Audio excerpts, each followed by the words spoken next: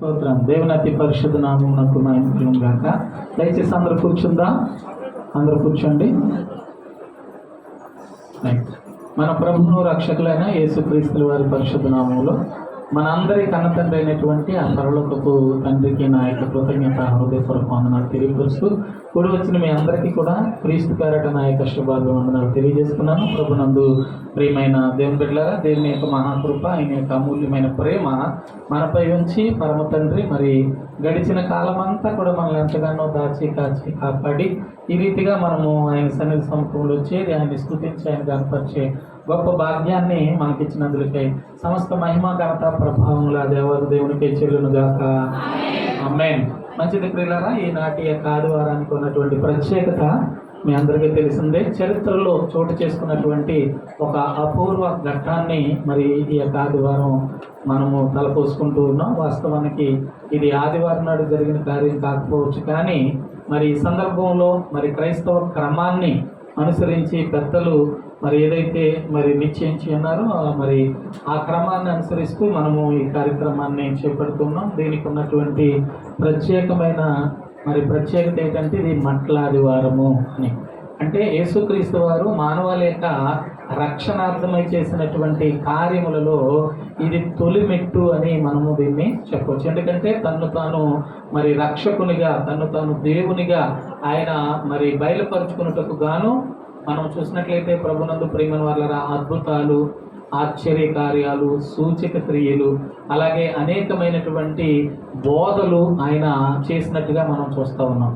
ప్రజల్ని ముందుగా ఆయన గుర్తిరిగేటట్లుగా, ఆయన గుర్తించేటట్లుగా ఆయన అనేక రీతిలుగా మరి చేసినటువంటి కార్యాలు బట్టి మనం చూడగలం. అంటే ఎందుకు అనంటే ఆయన దేవునిగా గుర్తించినప్పుడు, ఆయన దేవునిగా మనం అంగీకరించి అనుసరించినప్పుడే మనకి రక్షణ భాగ్యం అనేది ఉంటుంది. అందుకని తన్ను తాను మనకి బయలుపరుచుకున్నటకు, తన్ను తాను మనకి ప్రత్యక్షపరుచుకున్నటకు పలు విధాలుగా మరి పూర్వం నుండి ప్రవక్తల ద్వారా దేవుడు ఏ సంగతులు అయితే బయలుపరిచారో వాటి ద్వారా, వాటిని నెరవేర్చుట ద్వారా, అవి వారి మధ్యలో జరిగించుట ద్వారా వారికి కనువిప్పును కలుగు చేసి వారందరినీ కూడా మరి ఆకర్షించడానికి ఆయన చేసినటువంటి పనుల గురించి మనం తలపోసుకుంటున్నాం.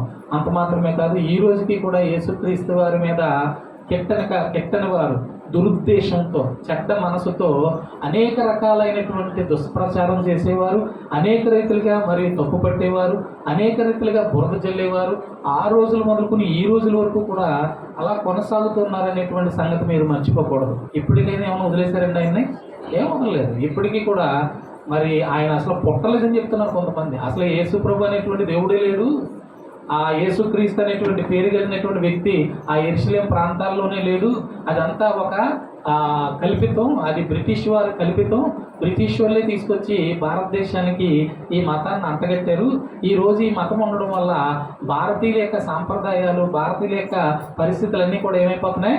పాడైపోతున్నాయి, చెడిపోతున్నాయి అని చెప్పి మరి భారతదేశంలో ఈ రకంగా క్రైస్తవ మతాన్ని కానివ్వండి, లేకపోతే క్రైస్తవ విధానాలను కానివ్వండి, ఎవరైనా గట్టిగా బలంగా మరి చాటి చెప్పేవారుగా కానివ్వండి, ఏమండి చరిత్రను కనుక బలంగా మరి చెప్పేవారుగా ఉన్నవారు కానివ్వండి, మనం చూస్తూ ఉంటే ఈ మధ్యకాలంలో చోటు చేసుకున్నటువంటి సంఘటన బట్టి మనం అర్థం చేసుకోవాల్సిన విషయం ఏంటంటే ఎవరిని ఎంత మాత్రం కూడా భారతీయుల్లో చాలా మట్టుకు చాలామంది ఏం చేయట్లేదు, ఊరుకోవట్లేదు అనేది మనకు అర్థమవుతుంది. ఏమండి మొన్న ప్రవీణ్ గారు యొక్క మరి ఆ మరణం ఏదైతే మరి ప్రవీణ్ గారి యొక్క మరణం ఉందో, ఆ మరణంతో క్రైస్తవ్యానికి మరి ఒక తీరని ఒక ప్రమాదం ఏర్పడినట్టుగా, లేకపోతే ఒక భయంకరమైనటువంటి పరిస్థితికి మరి క్రైస్తవ్యం వెళ్ళిపోతుంది అనేటువంటి దానికి సంకేతంగా ఆ సంఘటన చోటు చేసుకుందని మీరు అందరూ ఎరిగిన వారే ఉన్నారు. ఎందుకు ఇదంతా అనంటే చరిత్ర తెలియకపోతే జరిగినవేంటో ఏమండి మనకు తెలియకపోతే మనం మౌనంగా ఉండేటువంటి పరిస్థితి ఉంటుంది. ఈరోజు ఏమండి ప్రపంచ చరిత్ర ఉన్నది. చరిత్ర అనేటువంటిది ఏంటి అంటే గత అనుభవాలుగా, గత అనుభూతులుగా, గతంలో జరిగిన సంఘటన పరిస్థితులుగా మనం చూడాలి. ప్రతి మనిషికి ఒక చరిత్ర ఉంటుంది, ప్రతి కుటుంబానికి ఒక చరిత్ర ఉంటుంది, ప్రతి ప్రాంతానికి ఒక చరిత్ర ఉంటుంది, ప్రతి మరి దేశానికి ఒక చరిత్ర ఉంటుంది. ఇది దేనికి సంకేతంగా ఉందంటే భావి తరాలకి జరిగిన సందర్భాలు, జరిగిన సంఘటనలు తెలియపరచడానికి ఉంది. భావి తరం ఎక్కడ కూడా ఏమండి తప్పిపోకుండా మరి క్రొత్తగా మరి ఏదో వచ్చిందన్నట్టు, మేమేదో క్రొత్తగా ఆచరిస్తున్నాం అన్నట్టు, మేమేదో క్రొత్తదాన్ని మరి నెలకొల్పుతున్నాం అన్నట్టుగా కాకుండా ఇది పూర్వం నుండి ఉంది, దీన్ని ఇంతమంది పితరులు ఇంతమంది పెద్దలు ఆచరించారు, అనుసరించారు, వారి జీవితాల్లో ఉన్నతమైనటువంటి ఆ యొక్క స్థితిని పొందారు. కాబట్టి ఇది మాకు కూడా అవసరమే, ఇది మేము కూడా పొందతగినదే, మేము కూడా దీన్ని ఖచ్చితంగా ఆచరించవలసిందే. అలా మనం కనుక చేయలేకపోతే వారు పొందినటువంటి రీతిగా మనం కూడా ఏ రకమైనటువంటి దైవ దీవెనలు దైవాశీర్వాదాలు పొందలేమనేటువంటి సంగతి భావి తరాలకి, అంటే రాబోయేటువంటి తరాల వారికి, రాబోయేటువంటి మరి ఆ దినముల్లో వచ్చేటువంటి భక్తులకి ఈ సంగతులు అందడం కొరకే దేవుడు ఈ సందర్భాన్ని తన యొక్క లేఖనాల్లో మన కొరకే పొందుపరిచినట్లుగా మనం చూస్తున్నాం. అయితే ఇది చాలా ప్రత్యేకమైనది. మనం చూసినట్లయితే సువార్తల్లో మత్తయి సువార్త, మార్కు సువార్త, లూకా సువార్త, యోహాను సువార్త, 4 సువార్తలు యేసుక్రీస్తు వారిక మరి ఆ జీవితమును గురించి, ఆయన చేసినటువంటి ఘనమైన గొప్పదైన రక్షణ కార్యమును గురించి, ఆయన చేసిన ఎన్నో అద్భుతాలను గురించి, ఆయన చేసిన ఎన్నో సందేశాలను గురించి, అనేకమైనటువంటి ఆ యొక్క ప్రవచనాలను గురించి ఈ 4 సువార్తల్లో మనం చూడగలుగుతాం. అయితే ఏ సువార్త ప్రత్యేకత ఆ సువార్తకే మనకు కనబడుతూ ఉంటుంది.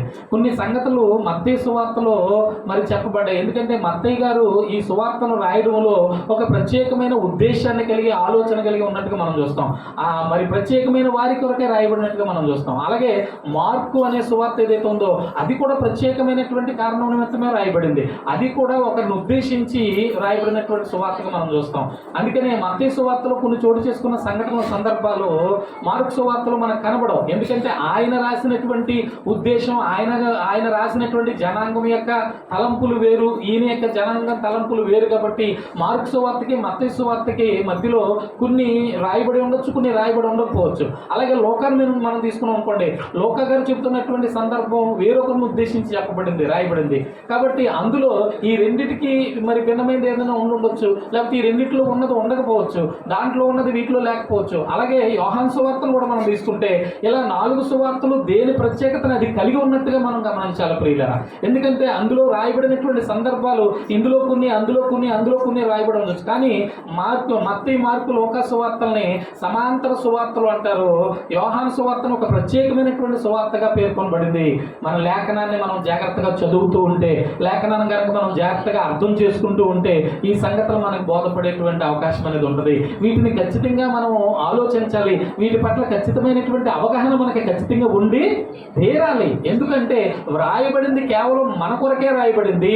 వ్రాయబడినటువంటి లేఖనాలన్నీ కేవలం మన రక్షణ కొరకే రాయబడ్డాయి, మన క్షేమం కొరకే రాయబడ్డాయి, మన మేలు కొరకే రాయబడ్డాయి. ఇవేవో కాకతాళీయంగా అనుకోని రీతిగా అవండి అనాలోచనలో నుంచి వచ్చినటువంటివి ఎంత మాత్రం కూడా కానీ కాదు. ఎందుకంటే ప్రతి ఏర్పాటులో ఉన్న ప్రతి ఒక్కరి రక్షణార్థమై దేవుని యొక్క వాక్యం అనేది రాయబడిందనే విషయాన్ని మనం ఖచ్చితంగా గుర్తించాలి ప్రియులారా. కాబట్టి ఇలాగ కొన్ని సందర్భాలు కొంతమంది రాసినట్టుగా మనం చూస్తాం. కానీ యేసుక్రీస్తు వారి యొక్క మరి శిలువ బలియాగమును గురించి కానివ్వండి, లేకపోతే ఆ బలియాగమునకు ముందటి సందర్భాలు చోటు చేసుకునే సందర్భాల గురించి కానివ్వండి, ఈ 4 కూడా మరి ఒకే దృక్పథంతో, ఒకే ఉద్దేశంతో, ఒకే ఆలోచనతో రాసినట్టుగా మనం చూస్తూ ఉంటాం. కాబట్టి ఈ రోజున మట్లాదివారంగా, అంటే యేసుక్రీస్తు వారి శిలువ బలియాగానికి ముందుగానే యెరూషలేములోనికి జయోత్సవంతో మరి ఆయన ప్రవేశించినటువంటి విధానం, ప్రజలందరూ కూడా ఆయన్ని రాజుగా మరి అంగీకరిస్తున్నట్టుగా ఆయనకు చేసినటువంటి గొప్ప సన్మాన సత్కార్యమును గురించినటువంటి సందర్భంగా మనం దీన్ని చూడాలి ప్రభునందు ప్రియమైన వాళ్ళారా. కాబట్టి ఈ సందర్భాన్ని గురించి ఈ 4 సువార్తికులు కూడా రాసినటువంటి సందర్భాలు మనం చూడగలం. కాబట్టి ఒకటొకటి మనం చూద్దాం ప్రియులారా. చూడండి, మత్తయి సువార్తలో 21వ అధ్యాయంలో 1 నుంచి మనం చూస్తే ప్రభునందు ప్రియమైన దేవుని బిడ్డలారా 11 వచ్చిన వరకు కూడా ఈ యొక్క మరి సందర్భాలు మరి రాయబడినట్టుగా మనము చూడగలం ప్రభునందు ప్రియమైనటువంటి వాళ్ళారా. అలాగే మార్కు సువార్తలో 11వ అధ్యాయంలో 1 నుంచి 11 వచనాల వరకు ఉన్నటువంటి సందర్భాల్లో ఈ వాక్య భాగాలు, అంటే ఈ సందర్భం చరిత్రలో చోటు చేసుకున్న ఈ సంఘటన సందర్భం అనేది మరి రాయబడిందని మనం గమనించాలి. అలాగే లూకా సువార్తలో 19వ అధ్యాయము 28వ వచనం నుంచి ఉన్నటువంటి భాగాలు మనం చూస్తే అక్కడ ఈ సందర్భాలు రాయబడినట్టుగా మనం చూస్తాం. అలాగే యోహాను సువార్తలో 12వ అధ్యాయము 12వ వచనం నుంచి ఉన్నటువంటి భాగాల్లో మరి ఈ సందర్భం రాయబడి ఉంది. ఎందుకంటే సమయభావన బట్టి నేను ముందుకు వెళ్ళిపోతూ ఉన్నాను. మీరు అవకాశం చూసుకుని ఏదైతే మీకు ఈ 4 భాగాలు ఉన్నాయో అక్కడ ఇదే ఒకటే సంగతి, ఒకటే సందర్భం నలుగురు కూడా ఈ 4 సువార్తల్లో కూడా రాసినట్టుగా మనం చూడగలుగుతాం. దాంట్లో నుంచి మనం మత్తయి సువార్త 21వ అధ్యాయంలో ఉన్నటువంటి భాగాన్ని మనం చదువుకుందాం. చదవండి బిగ్గరగా. తర్వాత యెరూషలేమునకు సమీపించి ఒలీవ కొండ దగ్గరికి ఉన్న బెత్సైదాకు వచ్చినప్పుడు యేసు తన శిష్యుల్లో ఇద్దరిని చూచి, మీ ఎదుటనున్న గ్రామమునకు వెళ్ళుడి, వెళ్ళగానే కట్టబడి ఉన్న ఒక గాడిదయు దానితోనున్న ఒక గాడిద పిల్లయు మీకు కనబడును, వాటిని విప్పి నా యొద్దకు తోలుకుని రండి, ఎవడైనను మీతో ఏమైనను అని ఎడల అవి ప్రభువునకు కావలసి ఉన్నదని చెప్పవలెను. వెంటనే అతడు వాటిని తోలిపెట్టునని చెప్పి వారిని పంపెను. ప్రవక్తల వలన చెప్పబడినది నెరవేరునట్లు ఇది జరిగెను అని అంటున్నాడు. ఇదిగో నీ రాజు 5 ఇదిగో నీ రాజు సాత్వికుడై గాడిదను భారవాహక పసిపిల్ల అయిన ఆ చిన్న గాడిదను ఎక్కి నీ యొద్దకు వచ్చుచున్నాడని సియోను కుమారుడితో చెప్పండి అనెను. శిష్యులు వెళ్ళి యేసు తనకు ఆజ్ఞాపించిన ప్రకారము చేసి ఆ గాడిదను దాని పిల్లను తోలుకుని వచ్చి వాటి మీద తమ బట్టలు వేయగా ఆయన బట్టల మీద కూర్చుండెను. జన సమూహంలోను అనేకులు తమ బట్టలు దారి పొడుగున పరిచిరి, కొందరు చెట్టు కొమ్మలు నరికి దారి పొడుగున పరిచిరి. జన సమూహంలో ఆయనకు ముందు వెలుచున్న వారందరూ వెనుక వచ్చుచున్న వారందరూ దావీదు కుమారునికి జయము, ప్రభు పేరట వచ్చువాడు స్తుతింపబడును గాక, సర్వోన్నతమైన స్థలములలో జయము అని కేకలు వేసు నుండిరి. ఆయన యెరూషలేములోనికి వచ్చినప్పుడు పట్టణమంతయు ఈయన ఎవరో అని కలవరపడెను. జన సమూహము ఈయన గలిలయలోని నజరేయువాడు ప్రవక్త అయిన యేసు అని చెప్పుకునేది. ఇక్కడ మనం ఈ సందర్భాన్ని చూసాం. ఏమండి, ఇదే నలుగురు కూడా రాశారు. మార్కులో మరి 11వ అధ్యాయము 1 నుంచి 11 వచనాల వరకు కూడా ఇదే సందర్భం రాయబడి ఉంది. లోకా సువార్తలో 19వ అధ్యాయము 28వ వచనం నుంచి మనం చూస్తాం, ఇదే సందర్భం రాయబడి ఉంది. యోహాను సువార్తలో 12వ అధ్యాయం 12వ వచనంలో ఇదే సందర్భం రాయబడి ఉంది. అయితే ప్రభునందు ప్రియమైనటువంటి దేవుని బిడ్డలారా, మనము మరి మత్తయి గారి యొక్క మరి మాటలు మనం విన్నాం. అలాగే యోహాను గారి మాటలు కూడా మనం చూడగలుగుతాం. చూడండి, యోహాను సువార్తలో 12వ అధ్యాయంలో 12వ వచనం నుంచి ఉన్నటువంటి భాగాలు కూడా మనం చూడగలిగితే, మరునాడు ఆ పండుగకు వచ్చిన బహుజన సమూహము యేసు యెరూషలేమునకు వచ్చుచున్నాడని విని ఖర్జూరపు మట్టలు పట్టుకుని ఆయనను ఎదుర్కొని పోయి, జయము, ప్రభు పేరట వచ్చువాడు ఆ ఇశ్రాయేలు రాజు స్తుతింపబడును గాక అని కేకలు వేసిరి. సియోను కుమారి భయపడకము, ఇదిగో నీ రాజు గాడిద పిల్ల మీద ఆసీనుడై వచ్చుచున్నాడు అని వ్రాయబడిన ప్రకారము యేసు ఒక చిన్న గాడిదయు దాన్ని కనుగొని దాని మీద కూర్చుండెను. ఆయన శిష్యులు ఈ మాటలు మొదట గ్రహింపలేదు, కానీ యేసు మహిమపరచబడిన తర్వాత వారికి ఈ మాటలు సంగతి ఏంటనేది వారికి అర్థమైనట్లుగా మనం చూస్తున్నాం. ప్రభునందు ప్రియమైన వారలారా, ఈ మాటలు ఈ రీతిగా రాయబడడానికి గల కారణాలు ఏంటి అనే దాన్ని మొదటగా మనం గ్రహించాలి. ఏంటి ఉద్దేశం అని అంటే, చరిత్రలో ఆయన యొక్క ఉనికి, ఆయన యొక్క గుర్తులు, లేకపోతే ఆయన యొక్క సంచారములు, లేకపోతే ఆయన యొక్క కార్యములు ఏమండి నిలిచిపోవాలి. ఎందుకనంటే యేసుక్రీస్తు రాకమునుపు మానవుని యొక్క రక్షణ కొరకు ఎవరైనా ఏ కార్యమన్నా చేసి ఉన్నారా అంటే ఎవరు కూడా లేదు. యేసుకు ముందు మానవుల యొక్క రక్షణ కొరకే జరిగిన కార్యాలు ఏమీ లేవండి. అలాగే మనం చూసినట్లయితే యేసుక్రీస్తు తర్వాత కూడా ఎవ్వరూ ఎంత మాత్రం కూడా ఏ రకమైనటువంటి కార్యాలు చేసిన వారు లేరు. దేవుళ్ళుగా దేవతలుగా పిలువబడేవారు రోజు రోజుకి క్రొత్త దైవాలుగా వస్తున్నటువంటి వారు చాలామంది ఉన్నారు. కానీ ఎవ్వరూ కూడా ప్రభునందు ప్రియమైన వాళ్ళారా, ఈ గొప్పదైనటువంటి మానవ రక్షణార్థమైనటువంటి శిలువ బలియాగమును ఎవ్వరూ కూడా చేయలేరు. కాబట్టి మానవుని యొక్క రక్షణార్థమై గొప్పదైనటువంటి శిలువ బలియాగాన్ని చేసినటువంటి ఏకైక దైవ మానవుడు ఎవరు అంటే ప్రభు అయినటువంటి యేసుక్రీస్తు వారు మాత్రమే అనే సత్యాన్ని మనం గమనించాలి ప్రియులారా. ఎందుకనంటేనండి, ఈరోజు మనము ఈ సంగతులు ఈ లేఖనాల్లో నుండి కానివ్వండి, లేకపోతే ఈ సందర్భాలు మనము చక్కగా తలపోసుకునే వారిగా కానివ్వండి, ఈ సంగతుల పట్ల మనం స్పష్టమైనటువంటి అవగాహన, ఖచ్చితమైన ఆలోచన కలిగి లేకపోవడం వల్ల కానివ్వండి, సమాజంలో క్రీస్తు ఏం చేయబడతా ఉన్నారు? యేసుక్రీస్తు వారు తప్పు పట్టబడతా ఉన్నారు. లేకపోతే యేసుక్రీస్తుని అపార్థం చేసుకునేటువంటి వారు పెరిగిపోతూ ఉన్నారు. కారణం ఏంటంటే, ఎవరినైతే ఆయన ఏర్పరచుకున్నాడో, ఎవరైతే ఆయన గురించి ఎరగవలసిన వారై ఉన్నారో, ఎవరైతే ఆయన పక్షంగా ఆయన సాక్షులుగా నిలబడవలసిన వారై ఉన్నారో, వారికి నిమ్మక నీరెత్తినట్టు ఏం చేస్తున్నారు? ఎవరు మట్టుకు వాళ్ళు ఓడట్టుకుని చక్కగా కొనుపాట్లు పడతా ఉన్నారు. మరి ఇటువంటి తరుణంలో, ఇటువంటి పరిస్థితుల్లో సమాజం తప్పు పట్టడంలో తప్పేం లేదు కదండి. ఏమండి, మీరు వెళ్ళి చెప్పాలి, లేకపోతే ఆ సందర్భాలు, ఆ పరిస్థితులన్నీ కూడా మీరు తలపోసుకోవాలి. వాటిని మీరు ఖచ్చితంగా ఏం చేయాలి? సమాజంలో బయలుపరిచేవారుగా, సమాజానికి అర్థమయ్యేలాగా మీరు అందించేవారుగా ఉండాలి. ఏమండి, దేవుడు మన కొరకు కార్యం చేశాడండి. ప్రతి ఒక్కరి జీవితంలో ఆయన వచ్చి కార్యం చేయాల్సిన పనే ఉందండి. ఆయన చేయాల్సిన పని ఆయన చేసి, ఇదిగో ఈ కార్యం ఎలా నిరంతరము కొనసాగాలంటే, ఇప్పుడు ఆ భారాన్ని మీరు భరించండి, ఆ బాధ్యత మీరు భరించండి. నేను ఆ రోజే మీ కొరకు కార్యం చేశాను, ఈ రోజుకి మీరు గుర్తించకపోతే అందులో మీరేమో గారు భాగస్థులు కారు. నా యేసు నా కొరకు మరణించాడని, నా యేసు నా కొరకు ఈ గొప్ప త్యాగం చేశాడని, నా యేసు నన్ను ఈ భయంకర పరిస్థితి నుంచి విమోచించాడని నువ్వు నేను గుర్తించకపోతే, నీకు నాకు అర్థం కాకపోతే, నువ్వు నేను వెళ్ళి సమాజానికి ప్రకటించకపోతే, సమాజానికి చెప్పకపోతే, దేవుడే ఆకాశం నుండి దిగొచ్చి ఈ సంగతి చెప్తాడా? ఆలోచించండి. ఏమండి, అలాంటప్పుడు మనల్ని ఎందుకు రక్షించుకున్నట్టు, మనకెందుకు ఈ ధన్యత ఇచ్చినట్టు, మనకెందుకు ఈ భాగ్యం ఇచ్చినట్టు? కాబట్టి సమాజంలో ఎందరో తెలివైన వాళ్ళు, ఎందరో గొప్పవారు, ఎందరో మేధావులు, ఎందరో గొప్పవారు ఉన్నప్పుడు వారికి లేనటువంటి ఆధిక్యత, వారికి లేనటువంటి గొప్ప ధన్యత నీకు నాకు మరి ఆయన ఇవ్వడంలో గొప్ప ఆలోచన ఏంటో మీరు అర్థం చేసుకోవాలి ప్రియులారా. ఎందుకంటే ఆయన ఈ సంగతులు మనకు తెలియాలని, ఈ సంగతులు మనం తెలుసుకోవాలనే ప్రతి విషయాన్ని కూడా చాలా కూలంకుషంగా పరిశుద్ధ లేఖనాల ద్వారా మనకి అందిస్తూ ఉన్నట్టుగా మనం చూడగలుగుతాం. చూడండి, కొరింథీయులకు రాసినటువంటి మొదటి పత్రికలో 1వ అధ్యాయంలో ప్రియులారా చూడండి, ఆయన మనకి ఇచ్చిన ఆధిక్యతను గురించి మాట్లాడుతూ చెబుతున్నటువంటి మాట మనం చూడగలిగితే, కొరింథీయులకు రాసినటువంటి మొదటి పత్రిక 1వ అధ్యాయము 26వ వచనాన్ని కనుక మనం చూస్తే అంటున్నాడు కదా, సహోదరులారా మిమ్మును పిలిచిన పిలుపును చూడండి, మీలో లోకరీతిగా జ్ఞానులైనను ఘనులైనను గొప్ప వంశం వారైనను అనేకులు పిలువబడలేదు గాని. ఏమండి, అనేకులు పిలువబడలేదు. గొప్ప గొప్ప వంశాలు లేవా? మనం ఏ పాటి వారు అండి? లోకంలో తారతమ్యాలు ఉన్నాయి కదండి, కులమని, లేకపోతే ప్రాంతమని, భాష అని.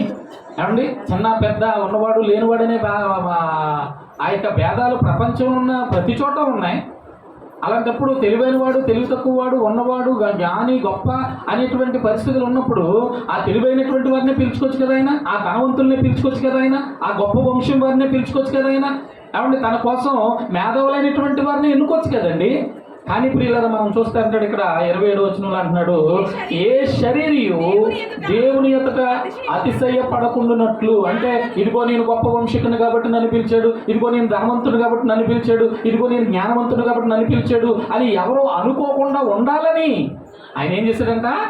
జ్ఞానులను సిగ్గుపరచుటకు లోకములో నుండి వెర్రి వారిని, ఎవరండి? వెర్రి వారిని ఏర్పరిచాడంట దేవుడు. వెర్రి వారిని ఏర్పరచుకున్నాడు జ్ఞానులను సిగ్గుపడడానికి. జ్ఞానం కాల కనుక ఏర్పరచుకున్నాడు అనుకోండి, వాడు ఏమంటాడు? నా జ్ఞానం బట్టి దేవుడు నన్ను పిలిచాడు, నా జ్ఞానం బట్టి దేవుడు నన్ను వాడుకుంటున్నాడు అంటాడు. కానీ వాడికి సిగ్గు రావాలంటే వెర్రోడికి ఏమిచ్చాడు? అవకాశం ఇచ్చాడు ప్రియులరా. వెర్రి వారిని దేవుడు ఎన్నుకున్నాడు, ఏర్పరచుకున్నాడు. అలాగే బలవంతులైన వారిని సిగ్గుపరచడానికి లోకంలో బలహీనులైన వారిని దేవుడు ఏర్పరచుకున్నాడు. ఆరోగ్యవంతంగా కండల వెంటనే తిరిగినటువంటి వారు చాలా మంది ఉన్నారు. కానీ యేసుప్రభు దగ్గరికి ఎవరు వస్తున్నారు? జబ్బుల్లో వస్తున్నారు, రోగస్తులు వస్తున్నారు, అనేక రకాలైనటువంటి అనారోగ్యాలతో ఉన్నవారు వస్తున్నారు యేసుప్రభు దగ్గరికి. కండలు తిరిగిన బలవంతులు ఎంతమంది ఉన్నారు? రావచ్చు కదా. అలా పిలుతున్నాడా? లేదు. వచ్చేవారందరూ ఎలాంటి వాళ్ళు వస్తున్నారు? ప్రభునందు ప్రియమైన బలహీనులు అంట, బలవంతులు కాదు, బలహీనులు. అనేక రకాల రోగాలతో, అనేక రకాలైనటువంటి సంఘర్షణలతో, అనేక రకాలైనటువంటి సమస్యలతో సతమతమవుతున్న వాడే దేవుని దగ్గరికి వస్తున్నాడు తప్ప, ఏమండి నేను మేధావిని, లేకపోతే నాకు బలం ఉంది, లేకపోతే నాకు ధనం ఉంది, నాకు జ్ఞానం ఉంది అనుకునేవాడు రాలేకపోవడానికి గల కారణం ఏంటంటే దేవుడు వారిని పిలుస్తలేదు, వారిని పిలవడానికి రాలేదు. ప్రభునందు ప్రియమైనటువంటి దేవుని బిడ్డలారా, ఇక్కడ మనం గమనిస్తే ఆయన చాలా స్పష్టంగా చెబుతున్నాడు, బలవంతుల్ని సిగ్గుపరచడానికి లోకంలో నుండి బలహీనులైనటువంటి వారిని దేవుడు ఏర్పరచుకున్నాడు. ఎన్నికైనటువంటి వారిని వ్యర్థము చేయడానికి, ఎన్నికైన వారు వ్యర్థం చేయడానికి అంటండి, ఎన్నికైన వారిని వ్యర్థం చేయడానికి లోకములో నీచులు అన్నాడండి, నీచులు అన్నాడండి. ఒకసారి మనం పరీక్షించుకుంటే, నా మట్టుకు నేను కానీ మీ మట్టుకు మీకు కానీ వింటున్నటువంటి ప్రతి ఒక్కరు కూడా ఒక్కసారి మన ఆధిక్యత ఏంటి, అసలు మన తెలివి ఎంత, మన జ్ఞానం ఎంత, మనకున్న ధనం ఎంత, మనకున్నటువంటి అర్హతలు ఏంటి, మనకున్న గొప్పతనం ఏంటి, మనకున్న మంచితనం ఏంటి అనేది మనం ఆలోచించుకుంటే ఈ రోజు ఆయన సన్నిధిలో ఆయన కుమార్తెగా, ఆయన కుమారుడిగా, ఆయన రక్షణ పుచ్చుకుని మనం కూర్చోడానికి అర్హులమా? ఆలోచించండి. మనం అర్హులమా? మనకంటే గొప్పవారు లేరా? మనకంటే గొప్పవారు లేక మనకి ఇచ్చాడు ఈ ఆధిక్యత, లేకపోతే వారిని పక్కన పెట్టి మనకిచ్చాడు ఈ ఆధిక్యత?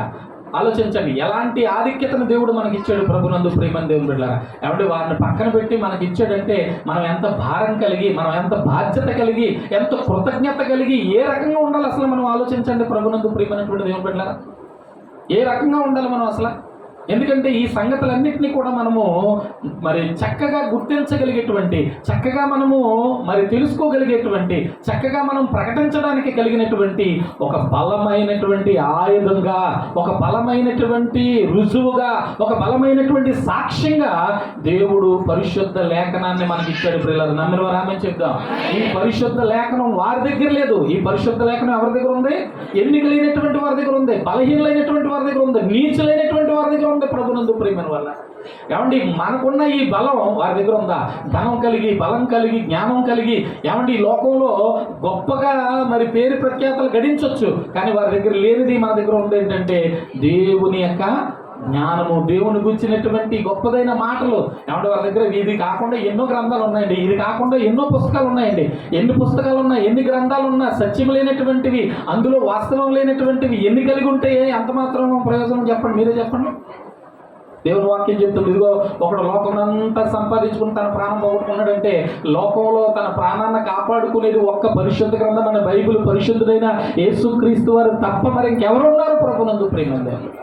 మరి అవన్నీ కలిగి ఉన్నారు. మా దగ్గర ఎంత జ్ఞానం ఉంది, మా దగ్గర ఎంత ధనం ఉంది, మా దగ్గర ఎంత బలం ఉంది, మా దగ్గర ఎంత బలగం ఉంది అని చెప్పుకోవడానికి తప్ప మరి ఏవి కూడా వారి దగ్గర కనబడతలేదు. కానీ మనకైతే ఆయన ఇచ్చినటువంటి గొప్ప ఆధిక్యత ఏంటంటే దేవుని యొక్క వాక్యమే. ఎందుకంటే ఏవైతే మనము ఈ సంఘటన ఫలానా రోజున జరిగింది అని మనము తలపోసుకుంటున్నామో, ఈ సంఘటన జరగక ముందే ఇది జరుగుతుందని, ఇది జరిగించేవాడు ఆయనేనని, ఇది జరుగుతున్నప్పుడు మీరు దేవుడు చెప్పినటువంటి ఆ గొప్ప ప్రవచనాన్ని మీరు తలపోసుకుంటూ ఎంత ఖచ్చితమైన వాడో, లేకపోతే ఆయన మాటలు ఎంత ఖచ్చితమైనవో, ఆయన కార్యాలు ఎంత ఖచ్చితమైనవో, అలాంటి దేవుణ్ణి మనం కలిగి ఉన్నందుకు, అలాంటి దేవుని కొరకు మనం ఎలా బ్రతకాలో అనేటువంటి విషయాలు మనం ఖచ్చితంగా ఆలోచించవలసినటువంటి వారిని ఉన్నాం. ఎందుకంటే ఇక్కడ మనం చూస్తే ప్రభునందు ప్రియమైనటువంటి దేవుని బిడ్డలారా, చూడండి యోహాను సువార్త 12:12 మనం చదువుకునేటువంటి భాగంలో మనం చూస్తే అంటున్నాడు, సియోను కుమారి భయపడొద్దు, ఇదిగో నీ రాజు వస్తున్నాడు అనేటువంటి మాట ముందుగానే ప్రవక్తల ద్వారా ప్రవచించినట్టు మనం చూస్తున్నాం. మనం చూడగలిగితే ప్రవక్త అయినటువంటి యెషయా గారు ఈ సందర్భాన్ని రాస్తూ 62వ అధ్యాయంలో, యెషయా గ్రంథము 62వ అధ్యాయము 11వ వచనాన్ని కనుక మనం చూడగలిగితే ప్రభునందు ప్రియమైన దేవుని బిడ్డలారా, ఇక్కడ చెప్తున్నటువంటి మాట చూడండి ఒకసారి చదవండి.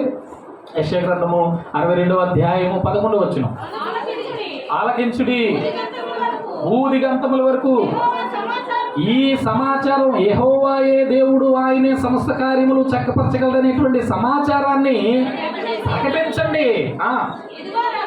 ఇదిగో రక్షణ నీ వద్దకు వచ్చుచున్నది, ఇదిగో ఆయన ఇచ్చు బహుమానం ఆయన యొద్దనే ఉన్నది, ఆయన ఇచ్చే జీతం ఆయన తీసుకుని వచ్చుచున్నాడు, ఆయన వచ్చుచున్నాడని సియోను కుమార్తెతో చెప్పండి, ఆమెకు తెలియచేయండి అని చెబుతూ యెషయా ప్రవక్త దాదాపుగా యేసుక్రీస్తు వారి యొక్క శ్రమకు ముందుగానే 700 సంవత్సరాలకు ముందు చెప్పాడు.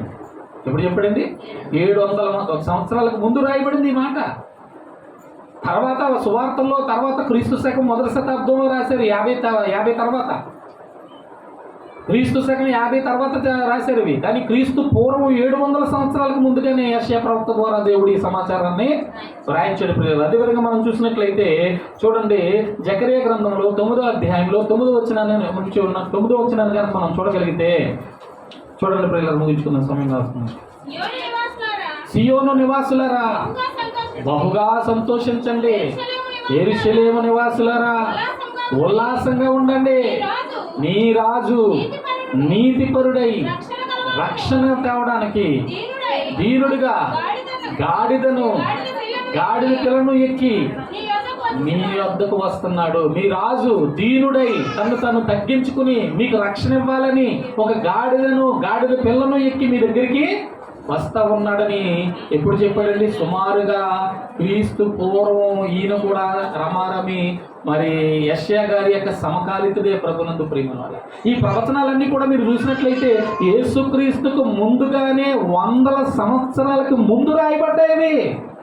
యేసుక్రీస్తు వారి యొక్క జీవితంలో చోటు చేసుకునే ప్రతి సంఘటన, ప్రతి సందర్భం కూడా ముందుగానే దేవుడు తన ప్రవక్తల ద్వారా రాయించాడు. యేసుక్రీస్తు వారి యొక్క పుట్టుక కానివ్వండి, యేసుక్రీస్తు వారి యొక్క పెరుగుదల కానివ్వండి, యేసుక్రీస్తు వారి యొక్క మాటల గురించి కానివ్వండి, యేసుక్రీస్తు వారి యొక్క అద్భుతాల గురించి కానివ్వండి, యేసుక్రీస్తు వారి యొక్క శిలువ మరణం గురించి కానివ్వండి, యేసుక్రీస్తు వారి యొక్క జయోత్సవం గురించి కానివ్వండి, మనం చూసినట్లయితే యేసుక్రీస్తు వారి యొక్క జీవితం అంతా కూడా ప్రవక్తలు ప్రవచనాల ద్వారా ముందుగానే రాశారు. ఇవి ఎవరిలో జరుగుతాయి, ఇవి ఎవరిలో కనబడతాయి, వీటి యందు ఎవరున్నారు అనేటువంటి సంగతులు తలపోసుకునేటువంటి వారుగా ప్రతి తరంలో కూడా ఉన్నారండి. ఈరోజు ఈ గొప్ప అవకాశం మనకు వచ్చింది కనుక నిజంగా దేవుడు మనల్ని ధన్యతకి ఎంచినందుకే మనం దేవునికి ఎంతో రుణస్తులమై ఉన్నాం. నమ్మరు ఆమె చెప్తాం. ఆ రోజు మాటలు ఈ రోజు తలపోసుకుంటున్నాం అంటే, ఆ రోజు మాటలు ఈ రోజు మనం తలపోసుకుంటున్నాం అంటే ఆలోచించండి, మనం ఎంత భాగ్యవంతులమో లేకపోతే మనం ఎంత ధన్యులమో చూడండి. ఎందుకంటే ఇది మన రక్షణ కొరకై ఆ రోజే మరి దేవుని యొక్క తండ్రి అయినటువంటి దేవుని యొక్క సంకల్పంగా మనము చూడగలుగుతున్నాం ప్రభునందు ప్రియమైన. కాబట్టి ఈ లేఖనాన్ని కానివ్వండి, ఈ లేఖన సారాన్ని కానివ్వండి, ఈ లేఖనంలో ఉన్నటువంటి ఏ సంగతిని కూడా మనము మన జీవిత కాలంలో ఎప్పుడు ఎక్కడ నిర్లక్ష్యపరచకూడదు, ఎప్పుడు ఎక్కడ ఎంత మాత్రం తక్కువగా చూడకూడదు, ఎప్పుడు ఎక్కడ దీన్ని మీరి లేఖనాన్ని మీరి, దేవుని ఆలోచన మీరి, దేవుని భవిష్యత్ జ్ఞానాన్ని మీరి, దేవుని యొక్క చిత్తాన్ని మీరి మనం ఏది చేసినా అది మన బ్రతుకులో భయంకరమైనటువంటి శిక్షకు మనల్ని తీసుకెళ్ళిపోతున్నారు. మనం ఎప్పుడు మర్చిపోకూడదు ప్రియులారా. ఈ రోజు ఏదో దేవుని కృపను బట్టి మన బ్రతుకులు ఏదో రకంగా సాగుతున్నాయిలేండి, ఏదో రకంగా మనం ముందుకు సాగుతున్నాంలేండి. కానీ ఏదో రకంగా సాగేటువంటి బ్రతుకు ఏ గమ్యం లేనటువంటి వారుగా ఏ రకమైనటువంటి స్థితి లేనటువంటి వారుగా మనము ముగించేటువంటి స్థితిలో పోవండి. ఈ రోజు మనం ఈ రీతిగా బ్రతుకుతున్నామంటే, ఈ రీతిగా మనం మనుగడ సాగిస్తున్నామంటే దానికి ఒక ప్రధానమైనటువంటి కారణం ఉంది. మనందరికీ ఒక ప్రధానమైనటువంటి లక్ష్యం ఉంది, మనందరికీ ఒక గమ్యం ఉంది ప్రియులారా. ఆ గమ్యం కొరకు, ఆ లక్ష్యం కొరకు ఈ రోజు ఏమున్నా ఏమి లేకపోయినా, ఎలా ఉన్న పరిస్థితులు, ఏమైపోతున్న పరిస్థితులు, మన దేవుని పైన మనం నిరీక్షణ గలవారమై ఉండి ఒకరోజు ఆయన మనల్ని ఆహ్వానిస్తాడు. ఒకరోజు మనం ఆయనతో పాటు ఆయన ఉన్నటువంటి స్థలంలో మనం ఉండగలిగేటువంటి గొప్ప భాగ్యం, గొప్ప ధన్యత కొరకై మనం ఈరోజు ఏం చేయాలి? ఆయన గూర్చి, ఆయన చిత్తమును గూర్చి మనము తలపోసుకుంటూ మన జీవితంలో, మన జీవనంలో దేవుడు మనకి ఇచ్చినటువంటి కాలాన్ని మనం ఏం చేయాలి? చక్కగా గడుపుకుంటూ ముందుకు సాగబద్ధులమే ఉన్నాం ప్రభునందు ప్రియమైన. ఒకవేళ మన పరిస్థితులు, మన స్థితిగతులు ఇప్పటికీ ఎంతో తీవ్రంగా ఉండవచ్చు, ఎంతో భయంకరంగా ఉండవచ్చు, కానీ ప్రభునందు ప్రియమైన వాళ్ళారా, దేవుడు మనకిస్తానని వాగ్దానం చేసిన తన వాగ్దానములే ఖాయము. ఈరోజు నువ్వు ఈ మాటలు నమ్మకపోతే, ఈరోజు నువ్వు ఆ మాటలకు స్పందించకపోతే, ఈరోజు ఆ దేవుని పట్ల నీవు ఖచ్చితమైనటువంటి విశ్వాస విధేయత నువ్వు కలిగి లేకపోతే ఈరోజు పరిస్థితులు రేపు ఉండకపోవచ్చు, ఈ రోజు స్థితిగతులు రేపుకు మారిపోవచ్చు, కానీ నీ జీవితంలో లేని మార్పు నేను భయంకరమైన ఉగ్రతకి తీసుకెళ్ళిపోతుంది. కాబట్టి ముందుగా సత్యాన్ని, సంగతులను మనం గ్రహించాలి, దాని పట్ల సరైనటువంటి అవగాహన మనం తెచ్చుకోవాలి. ఏ పుస్తకంలో రాయబడిందో, ఏ ప్రవక్త చెప్పాడో అనేటువంటి సమాచారం మీకు ఖచ్చితంగా పలానా గ్రంథమని, పలానా అధ్యాయమని, పలానా వచ్చినవని నేను చెప్పినట్టుగా మీరు చెప్పలేకపోవచ్చు, కానీ ఇది ఖచ్చితంగా బైబిల్ గ్రంథంలో ఉంది, ఈ తలంపును దేవుడు ముందుగానే పెట్టాడు, ఖచ్చితంగా అది నా కొరకే రాశాడు, కాబట్టి నేను దాన్ని ఎరిగి ఉన్నాను, ఇదిగో ఈ మాటలు దేవుని గ్రంథంలో ఉన్నాయి. ముందుగానే యేసుక్రీస్తు వారి యొక్క మరి శిలువ బలియాగానికి ముందుగానే క్రీస్తు యెరూషలేము ప్రాంతంలో మహిమపరచబడడానికి ఆయన గాడిద పిల్ల మీద ఎక్కువ వస్తాడన్న సత్యం రాయబడింది. ఇశ్రాయేలీల్లో, యూదుల్లో మనం చూస్తే అంటే ప్రాంతానికి ఒక పరిస్థితి, కులానికి ఒక పరిస్థితి, మరి దేశానికి ఒక పరిస్థితులు మనకు కనబడుతుంటాయి. మనకు ఉన్నటువంటి మరి పద్ధతులు, విధానాలు, అలవాట్లు, ఆచారాలు, ఇటువంటి వాటిని మనం చూస్తాం. అలా మనం ఆలోచిస్తే యూదులు ప్రారంభించబడిన కాడి నుంచి మనం చూసినట్లయితే గాడిద అనేటువంటి ఈ జీవి ఏదైతే ఉందో యూదుల యొక్క కుటుంబంలో అది చాలా ప్రత్యేకమైనది. అది చాలా ప్రాముఖ్యమైనది. గాడిద ఎక్కడం అంటే సామాన్యుడు గాడిద ఎక్కే అవకాశం ఆ రోజు లేదు ప్రియులారా. గుర్రం వాడబడేటువంటి పద్ధతి ఒకదాని కొరకైతే గాడిది వాడబడేటువంటి విధానం మరొక దాని కొరకు మనకు కనబడతారు. గుర్రం అంటే మీరు ఎప్పుడు గుర్రం అనేటువంటి తలపు వచ్చినా కూడా అది యుద్ధానికి సూచనగా అదవుతుందండి. అది గొడవలకి, యుద్ధాలకి, ఏమండి మరి పోర్లకి ఒక గుర్తుగా మనకు కనబడుతూ ఉంటుంది. గాడిద దేనికి మరి గుర్తుగా ఉన్నదంటే అధికారానికి. గాడిద దేనికి గుర్తుగా ఉంది? అధికారానికి, సమాధానానికి. ఏమండి గొప్ప వ్యక్తులు మాత్రమే, అది కూడా రాజు, ఏమండి రాజరకపు విధానం కలిగిన వాడు తప్ప ఎవరు కూడా గాడిదని ఎక్కే అధికారం, అవకాశం ఆ రోజు. ఒక రకంగా ఏంటంటే మన ప్రాంతాల్లో, మన భారతదేశ ప్రాంతాల్లో గాడిదలు ఎలా వాడుకున్నారంటే మాసిపోయిన బట్టలు మోయడానికి, లేకపోతే ఒడి సేకరీలు చేయడానికి వాడుకున్నారు. అందుకని గాడిద అనేటువంటి పదాన్ని కూడా ఎలా చూస్తుంది మన భారతదేశపు దృక్కోణంలో మనం చూస్తే చాలా నీచంగా, చాలా తక్కువగా చూస్తాం కదండి. చాలా తక్కువగా చూస్తారు, చాలా నీచంగా చూస్తారు. గాడిద అంటే చాలా తక్కువ అనుకుంటారు. కానీ మనం చూసినట్లయితే యూదుల యొక్క దృక్కోణంలో, అంటే ఇప్పుడు సమాజం అంతటికీ, అంటే ఒక భారతదేశానికే కాదు ప్రపంచ దేశాలన్నిటికీ కూడా పరిశోధనలు అనేటువంటివి ప్రతి ప్రాంతంలో పెరగడం వల్ల ప్రతిదాని యొక్క విలువ తెలుసుకుంటున్నారు. ప్రతిదాని యొక్క మరి పరిస్థితులు కూడా తలపోసుకుంటున్నటువంటి పరిస్థితులు మనం చూడగలం. అందుకనే మన భారతదేశంలో కూడా గాడిదలకు చాలా విలువ వచ్చేసింది ఈ మధ్యకాలంలో మనం చూస్తూ ఉంటే. ఎంత విలువ అంటే గాడిద పాలు ఎందుకు పనికిరావనేవారు ఒకప్పుడు. ఏమనేవారు? గంగి గోవు పాలు గరిటెడైనా చాలు, కడవడైననేమి కర్మపాలు అనేవారు. కర్మ అంటే గాడిద అనమాట. అర్థమైందండి సంస్కృతంలో. కాబట్టి ఆ గంగి గోవు అంటే మంచి ఆవు పాలు గరిటెడు ఉంటే చాలు మనకు మేలు చేస్తాయి. గాడిద పాలు కడవ అంటే ఒక కొండడు ఉంటే మనకి ఏంటనేవారు. కానీ ఆ సామెత ఆ రోజు తప్పు చెప్పారు. ఈ రోజు ఏం చెప్తున్నారంటే గాడిద పాలు ఒక చిన్న, మరి దాన్ని ఎలా పోతాం మనం అంటే ఒక 10 to 20 ml మన పిల్లలకి ఏంటది టానిక్లు వేస్తాం కదా, 5 ml 10 ml వేస్తాం కదా, అలాగా 5 ml 10 ml ఈ గాడిద పాలు ఈ రోజున 100 రూపాయల నుంచి పెరుగుతుంది ప్రియులారా. 100 రూపాయలు తక్కువ లేదు. అది ఏంటి టానిక్ లాగా ఒక మూత, సీసా మూతలు, 2 సీసా మూతలు గాడిద పాలు 100 రూపాయలు, అంటే ఒక మూత 50 రూపాయలు. ఈరోజు ప్రతి ఒక్కరు కూడా దాన్ని ఎవరు వద్దనుకోవట్లేదు. అవకాశం వచ్చిందనుకోండి, ఇంటికి పిండేసి ఇచ్చేయండి, అక్కడికక్కడ పిండేసి ఇచ్చేస్తారు. ఒక మూత పాలు వద్దులేసుకుని పోతున్నారు. ఏంట్రా బాబు ఇదంటే ఇది సర్వరోగ నివారణి అంటున్నారు. పూర్వీకులు ఏం చెప్పారు? కడవడైననేమి కర్మపాలు అన్నారు. అంటే కొండ ఉంటే సుఖమేట, కొండ కాదు, చెంచా పాలు 50 రూపాయలు. అర్థం మీకు? ఆలోచించండి ప్రభునందు ప్రేమ దాని విలువ ఎంత గొప్పదనేది. ఎందుకు అని అంటే అది రాజుల కొరకు, అధికారుల కొరకు, అధిపతుల కొరకు నియమింపబడినటువంటి వాహనం అంటారు. అందుకని భారవాహనం అనే పశువు మీద కూర్చున్నాడు ఆయన అంటారు. భారవాహనం అని రాయబడింది బైబిల్లో. కనుక ప్రభునందు ప్రేమ వల్లరా ఇక్కడ ఈ సంఘటనలు, ఈ సందర్భాలన్నీ మనకి ఏం చెప్తున్నాయంటే ఆయన గొప్పతనాన్ని ఒక పక్క చెప్తుంది, ఆయన దీనత్వాన్ని ఒక పక్క చెప్తుంది. ఏమంటే ఆయన యొక్క బలిని ఒక గొప్ప మరి కార్యంగా ఇక్కడ మరి లేఖనం మనకి బోధిస్తూ ఉంది. నిజంగా ఈ సంఘటనలు చోటు చేసుకోకపోతే, ఈ పరిస్థితులే కనుక ఇలా జరగకపోతే నేటికి ఈ గొప్ప ధన్యతకు మనం నోచుకోపోయే వాళ్ళం. ఈ పరిస్థితులు మనం అనుభవించకపోదు. మనకి నిరీక్షణ అనేది లేకుండా మనం కూడా మన పితరుల వల్లే, మన పూర్వీకుల వల్లే ఏమైపోదు? భయంకరమైన దైవ ఉగ్రతకు గురైపోయి ఆ నిత్యాగ్ని దండనలో తరతరాలు యుగాలు కాలే పరిస్థితి వెళ్ళిపోదు. కానీ దేవుడు మనల్ని ప్రేమించాడు, దేవుడు మనల్ని కనికరించాడు, దేవుడు మనపై కృప చూపించాడు. అందుకని ప్రతి సంగతి లేఖనాల వెలుగులో మనకు బయలుపరుస్తూ ఉన్నాడు, మనల్ని బలపరుస్తూ ఉన్నాడు. తన కొరకు, తన రాజ్యం కొరకు మనం సిద్ధపడాలని లేఖనాల ద్వారా దేవుడు మనల్ని బలవంతం చేస్తూ ఉన్నాడు. ఇది బలవంతమే. నువ్వు నమ్మేవా నీకు క్షేమం, నువ్వు నమ్మలేదా నీకు శిక్ష అని దేవుడు ఖచ్చితంగాను, ఖండితంగాను చెప్తున్నాడు. కనుక వాక్యం పట్ల, చదువుకుంటున్నటువంటి భాగాల పట్ల, ఈ పరిస్థితుల పట్ల మన ఆలోచనలు ఖచ్చితమైనటువంటి అవగాహనతో, ఖచ్చితమైనటువంటి మరి మేలుకొలుపుతో మనము మన యొక్క రక్షణ కొరకు దేవుడు మనకి ఇస్తానని వాగ్దానం చేసిన ఉన్నతమైన రాజ్యం కొరకు సిద్ధపడుతూ ముందుకు సాగాలని ప్రాంతం మీకు తెలియజేస్తూ ఈ నా మాటలు ముగిస్తున్నాను. దేవుడి మాటలు మనం ఇంట్లో బాగా నాటించి ఫలింపు చేయను గాక.